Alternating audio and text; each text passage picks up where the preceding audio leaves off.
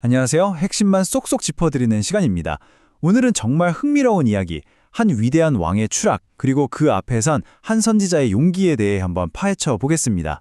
한 나라의 영웅이 모두가 우러러보던 그 사람이 악당이 된다면 과연 무슨 일이 벌어질까요? 자, 바로 그 이야기, 권력의 정점에서 끔찍한 죄를 저지른 다윗 왕의 이야기 속으로 한번 들어가 보시죠.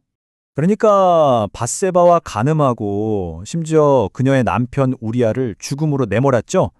그렇게 끔찍한 죄를 저지르고 나서 다윗 왕은 무려 1년 가까이 입을 꾹 닫고 있었습니다. 완전한 침묵이었죠. 그런데 하나님은 바로 심판하지 않으셨어요. 기다리신 거죠. 회개할 기회를 주면서 말입니다. 마치 아버지가 자식을 기다리는 것처럼요. 이런 걸 보면 하나님의 정의에는 뭐랄까 그런 인내와 사랑이 담겨 있는 것 같아요. 문제는 다윗이었어요. 죄가 너무 컸던 탓일까요? 그의 영적인 안테나가 완전히 망가져버린 겁니다. 양심이 무뎌지고 스스로 하나님을 찾을 생각조차 못하는 지경에 이른 거죠. 자, 바로 이 지점에서 이야기가 전환됩니다. 다윗이 움직이지 않자 하나님께서 먼저 움직이십니다. 어떻게? 바로 선지자 나단을 보내서 왕과 직접 마주하게 하신 거죠. 이게 바로 신의 한 수였습니다. 나단은 정말 현명했어요. 다짜고짜 왕이시여 당신이 죄인입니다 라고 하지 않았죠. 대신에 하나의 비유를 듭니다. 어떤 부자가 있었는데 자기 양은 엄청 많으면서도 가난한 이웃의 애지중지하는 암양 한 마리를 빼앗았다는 그런 이야기였죠. 이 비유 속 인물들을 한번 보세요. 기가 막히게 현실과 맞아떨어지죠. 이 이야기를 들은 다윗이 어떻게 반응했을까요? 의분에 불타오릅니다. 아니, 그런 놈은 당장 죽어야 마땅하다 하고 소리치죠. 아이러니하게도 지금 자기 자신에게 사형 선고를 내리고 있는 줄도 모르고 말이에요. 자, 이제 클라이맥스입니다. 바로 그 대면의 순간으로 가보시죠. 다윗이 그렇게 분노에 차 있을 때 나단이 아주 조용하지만 단호하게 한마디를 던집니다. 당신이 바로 그 사람입니다. 와, 정말 온몸에 소름이 돋는 순간이죠.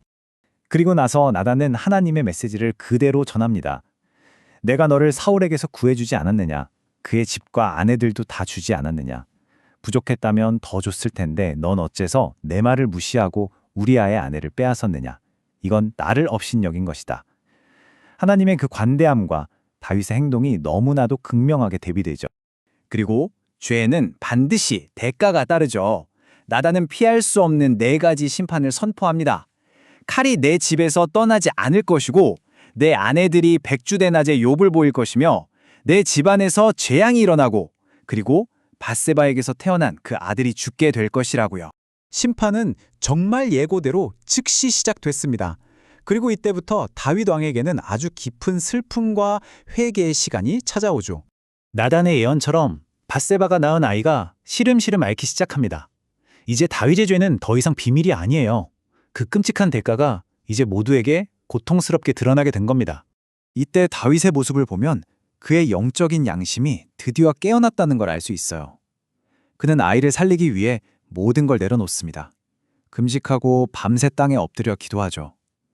혹시나 하나님께서 마음을 돌이키시지 않을까 그 작은 희망을 붙잡고 간절하게 매달린 겁니다. 하지만 다윗의 그 간절한 기도에도 불구하고 이래 만에 아이는 결국 죽고 맙니다. 하나님의 심판은 그대로 이루어진 거죠. 죄의 결과가 얼마나 무서운지를 보여주는 대목입니다.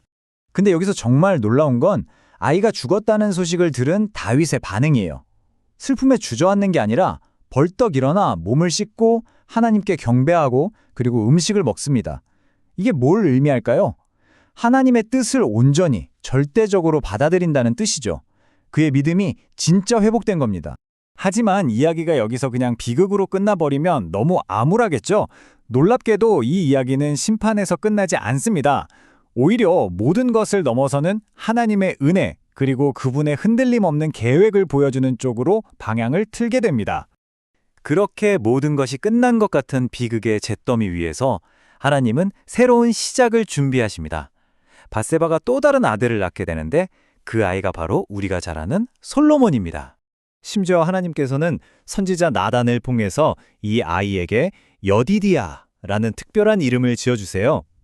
여호와께 사랑을 입은 자라는 뜻인데 이게 정말 중요합니다. 다윗, 내가 큰 죄를 지었지만 넌 여전히 내 계획 안에 있다. 그리고 나의 약속은 이 새로운 아들을 통해 계속될 것이다. 라는 하나님의 메시지인 셈이죠. 이전에 사울왕은 버림받았잖아요. 그런데 다윗은 달랐습니다. 왜일까요? 바로 그를 통해 메시아가 오리라는 하나님의 언약 때문이었습니다. 다윗이 죄인이긴 했지만 하나님의 더 큰 구원의 역사에서는 절대 빠질 수 없는 핵심적인 인물이었던 거죠. 자, 그럼 이 전체 이야기를 통해 우리가 뭘 볼 수 있을까요? 하나님이 길 잃은 죄인을 어떻게 찾아오시는지를 볼 수 있죠. 먼저 나단 같은 전령을 보내시고 그 다음엔 비유 같은 말씀을 통해 마음을 두드리시고 마지막으론 결코 변치 않는 그분의 약속, 언약을 통해 끝까지 붙들어 주신다는 겁니다. 사람이 길을 잃었을 때 하나님이 먼저 찾아오신다는 것, 이게 핵심이에요. 자, 마지막으로 이런 질문을 던져보고 싶네요.